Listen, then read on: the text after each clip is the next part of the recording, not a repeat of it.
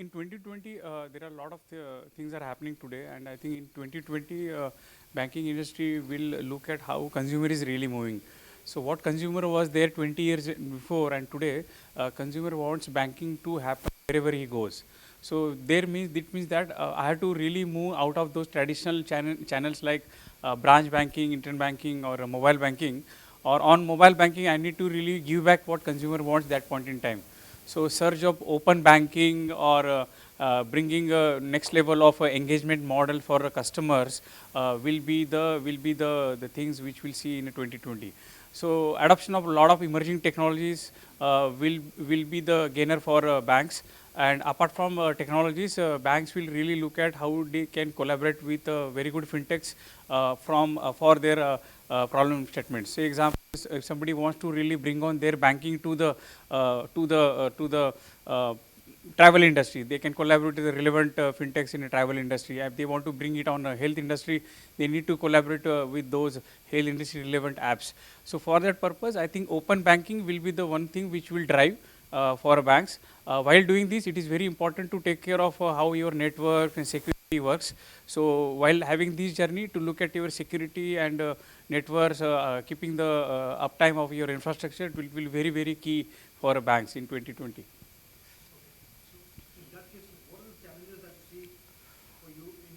In front of banks is that whatever they want to offer, it is being really offered as of now by the non-banking players also.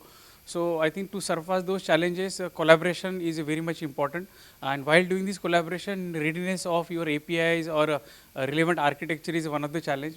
Banks, there are not much banks in India. They are having this kind of architecture.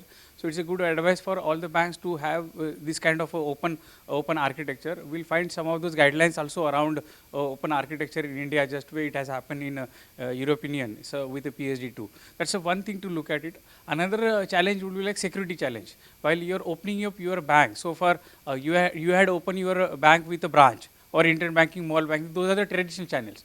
Now same services you are opening with the multiple channels, multiple startups, multiple fintechs you will collaborate with. So how do you create a robust, secure infrastructure architecture when a request is coming from the fintech? Are those fintechs are aligned with all the security guidelines today and every time, 24/7?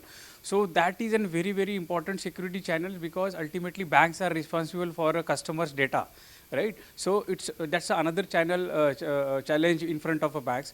Other challenge like having the right set of infrastructure with the internet or having right set of the reach to the end user will be the one more challenge. And I think government of India is working around those kind of challenge, having the internet in a villages like an area. The fourth challenge which I will see the adoption or awareness of how to operate these apps or how to operate these kind of a next generation mobile devices, because with right adoption and right awareness you can really surface security kind of issues. What happens today, most of the issues or securities happen because of lack of awareness within a bank or outside of the bank. So I think awareness of security is very much important. That's a challenge in front of us, and I think how to mitigate that, we are on that journey. So in a nutshell, if I say the challenge is around how to have a right architecture to collaborate with the startup fintechs, how to have a right infrastructure outreach, and finally the security. These are the challenge, and I think every organization has to really look forward to adopt best practices, best tools, and look forward to how to reach out to the ultimate end user or a customer's expectation.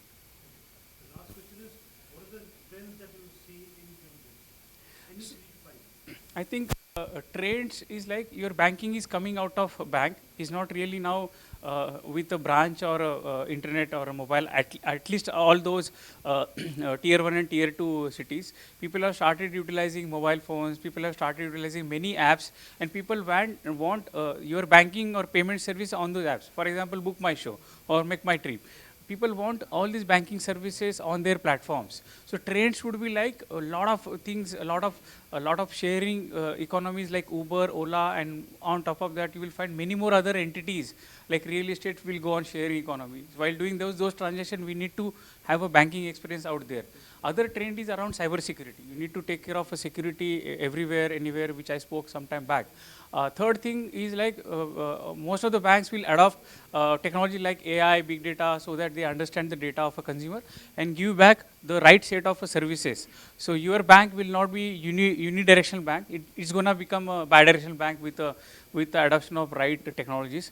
Adoption of robotic process automation, so that banks can automate their ad hoc processes which are time consuming and with error prone with the manual interventions, that can be really taken care of with the help of a robotic process automation. That will be another trend in 2020 and so on.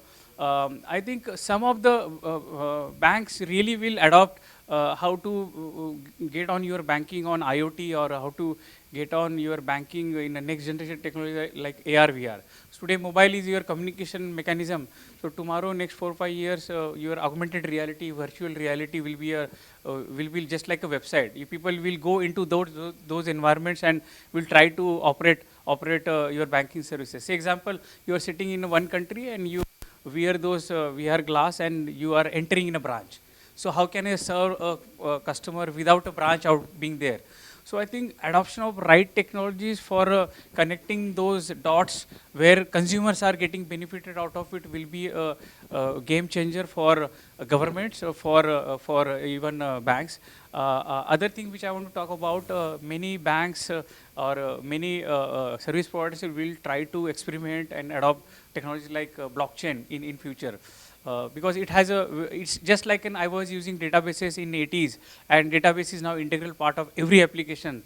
So that way, blockchain gonna be the integral part of, even AI is gonna be the integral part of every application next 5 to 6 years. So that's another way to look at how do we adopt this new technology. So I think banks will rely on reskilling existing resources or creating of a robust governance structure with the right people, and we'll look at which are those processes to be automated, enhanced, so that the costs around account opening or a cost around those operational processes can be reduced on drastically, and with the right set of technologies. And ultimately, whatever we do as a bank, it is well governed by the regulator.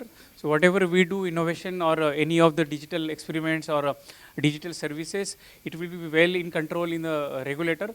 And ultimately, we need to see what consumer wants right now, and we will deliver those services right now, not before time or after time. That's a way to look at banks when they are doing their digital journey. They need to really take care of people, process, technology, regulators, external factors like collaboration with fintechs, and finally take care of your consumers with the help of remaining 4 pillars. Thank you. Thank you so much.